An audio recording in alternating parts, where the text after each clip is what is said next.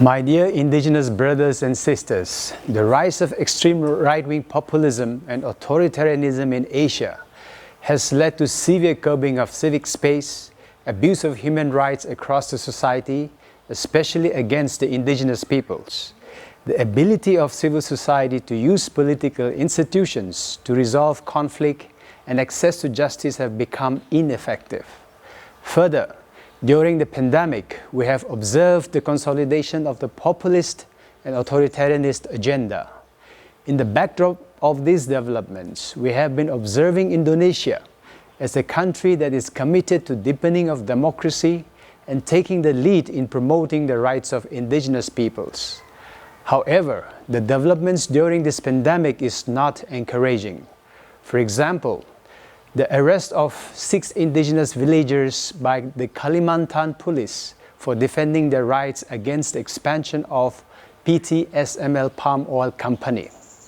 In summary, what we are seeing is the opportunistic advancements in controversial legislative processes that predate COVID, corporate stimulus and compensation without accounting for environmental security, and crisis solutions that undermine indigenous peoples and local communities' rights. Under this, we are seeing the proposed amendment of the draft omnibus law that would deregulate businesses through more than 1,000 amendments in some 79 laws. The amendments within the omnibus law will collide with Indonesia's decentralization laws and undermine indigenous peoples and local communities' rights and could lead to a judicial battle.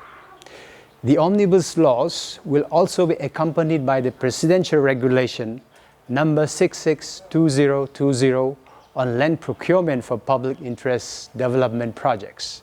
This will dramatically accelerate land grabbing and put vast tracts of intact forest landscapes and indigenous peoples and local communities' territories at risk. And automatic extension of coal mining concessions are also going on, including automatic renewals of licenses for plantations, timber, and pulp concessions.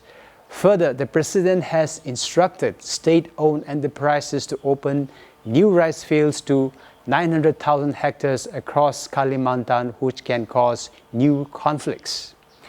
What we are seeing is similar trend across Asia.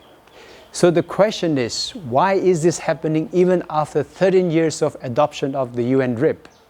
Have our governments forgotten the importance of the declaration and the international commitment they have made?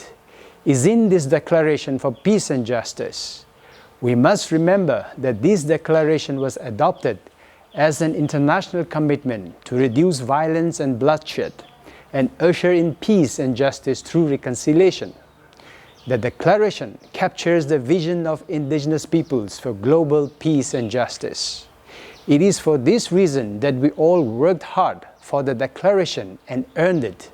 It provides for the framework for governments and indigenous peoples to engage and develop a reconciliatory and transformative pathway. We are not against or want to pose any threat to the security interest of Indonesia, nor are we against development that benefits the people. Through the UN RIP, indigenous peoples are calling on governments and the larger society in Indonesia to create a new vision of hope, peace and justice in a democratic society that is truly plural in both political and legal sense. Further, we are calling for global environmental security and development path that is sustainable. My dear indigenous brothers and sisters in Indonesia, do not doubt or waver. We stand for a common vision that is inclusive and beyond ourselves. Therefore, we will stand the test of time. And you are an inspiration to indigenous peoples in Asia. Let us continue to stand together and walk together on this path of peace and justice.